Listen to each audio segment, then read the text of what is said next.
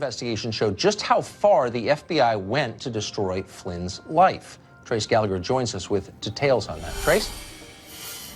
Tucker, when General Michael Flynn's legal team filed court documents saying the FBI discouraged him from bringing a lawyer to the interview and never advised Flynn that his false statements in that setting could constitute a crime, District Judge Emmett Sullivan ordered prosecutors to hand over the government's files related to Flynn's questioning. And those documents appear to confirm some of Flynn's claims. For example, 2 FBI agents, including former anti-Trump agent Peter Strzok, quote, both had the impression at the time that Flynn was not lying or did not think he was lying, and that warning Michael Flynn, quote, might adversely affect the rapport. And former FBI Director James Comey acknowledged that during the George W. Bush or Obama administrations, he would never have gotten away with sending 2 agents to the White House. Listen. In both of those administrations, there was process. And so if the FBI wanted to send agents into the White House itself to interview a senior official, you would work through the White House counsel, and there'd be discussions and approvals and who would be there. And I thought it's early enough. Let's just send a couple guys over. President Trump says the feds tricked Flynn into cooperating, but Robert Mueller says, quoting, nothing about the way the interview was arranged or conducted caused the defendant to make false statements to the FBI. You'll recall it was last December. Michael Flynn pled guilty to lying to the FBI. Tucker. Trace Gallagher for us tonight. Thank you, Trace. So here's the quiz. What crimes did Mike Flynn commit? If you were to ask 50 people on the street, what kind of answers would you get? We suggested that having a lawyer, one of those pesky attorneys present, would be unnecessary and time-consuming, a hassle. Don't worry about it, man.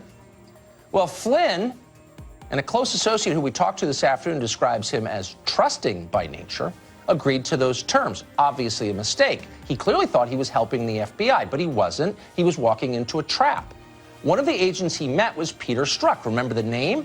He's a political activist who famously promised his mistress he'd help to stop Trump. Whatever that means. Well, we're getting a sense of what it means, actually.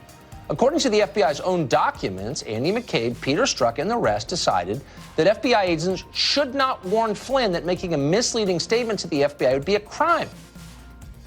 Now, the analysis suggests that somehow Flynn knew this and he must have been a moron for not bringing a lawyer. And that since he ran an intelligence agency, he must have known that any calls with Kislyak would be taped and transcribed. But that is, in fact, an argument for his innocence. Of course he knew that the FBI would be able to check everything he said against information they themselves had gathered. So knowing that, why would he lie? Maybe because he didn't think he was lying. As law professor Jonathan Turley put it yesterday, Flynn's downfall appears to have been engineered from day one. The feds chose their man and then picked the crime to pin on him. And then Mueller decided to go back and charge him. It became a canned hunt. They put this guy in a cage and they shot him. They put him in a cage and shot him. Huh. Well, just because there's still no evidence of Russian collusion doesn't mean we haven't become a lot more like Russia. Joe DeGenova is a former U.S. attorney for the District of Columbia, and he joins us now. I just want to state at the outset, Joe, he lied, say the news anchors. He lied! And he deserves whatever's coming to him. Assess that claim, if you would. He did not lie, and in fact, the FBI knew it. Let's remember what this is about. This was a pretextual crime created by the FBI and by Sally Yates, the acting attorney general. Remember, after the election, Hillary Clinton needed a reason why she lost. Enter Russian collusion. Part of that was to find somebody in the administration to frame for talking to the Russians. They found General Flynn. But in fact, all of General Flynn's conversations with the Russian ambassador and everybody else were legal. So why did the FBI approach him? They knew what he said. They knew it was legal. The answer is they wanted to frame him, and they succeeded. And he did not tell them false information. Some of it may have been paused. It may have been nuanced. He did not lie. And indeed, the agents who actual 302s are available said he didn't lie. And it's interesting that Mueller did not turn over the original 302s to Judge Sullivan today. He turned over an interview of Agent Strzok, which was done months later by Mueller's people. The answer is Michael Flynn was framed in order to get at Donald Trump. Sally Yates, James Comey, Peter Strzok, Andy McCabe all planned it. What you are watching play out in an American courtroom is one of the most disgraceful events in American criminal justice, and everybody on Mueller's team should be ashamed of themselves, and none of them should ever be allowed to go back into the Department of Justice. And any attorney who advised Michael Flynn to plead guilty to this, rather than going public with the frame-up that was happening to him, ought to be, I think, disbarred. Let me ask you, though, what do you make of the reaction to it? I think a lot of people watching, even this channel, pretty well-informed news consumers, are surprised to learn that the crime here, the only crime here, arises from that interview, the lawyerless interview in the White House. That Mike Flynn was never charged with colluding with anybody, including the Turks. You've heard all the speculation about how he's working for Erdogan. He was never charged with any of that, and yet he's totally been destroyed as a man. His family's been crushed. They're bankrupt. They had to sell their house on the basis of that one crime. Why doesn't anybody on any other network say, wait a second, could that be slightly disproportionate?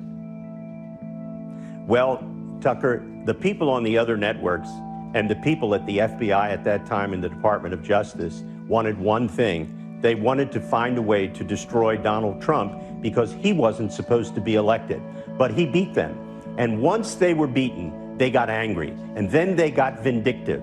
And then they got vindictive by using the criminal justice system, weaponizing it. And John Brennan at the CIA and James Clapper followed through on their promised threat to figure out a way to get the people that they didn't want elected.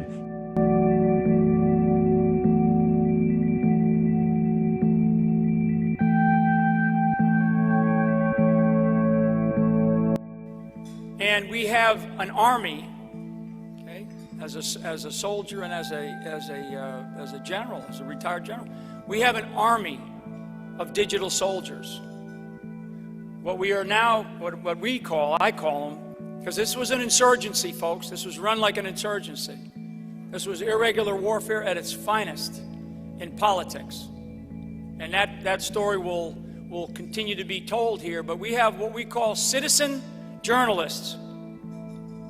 Okay? Because the journalists that we have in our media did a disservice to themselves, actually more than they did to this country. They did a disservice to themselves because they displayed an arrogance that is unprecedented.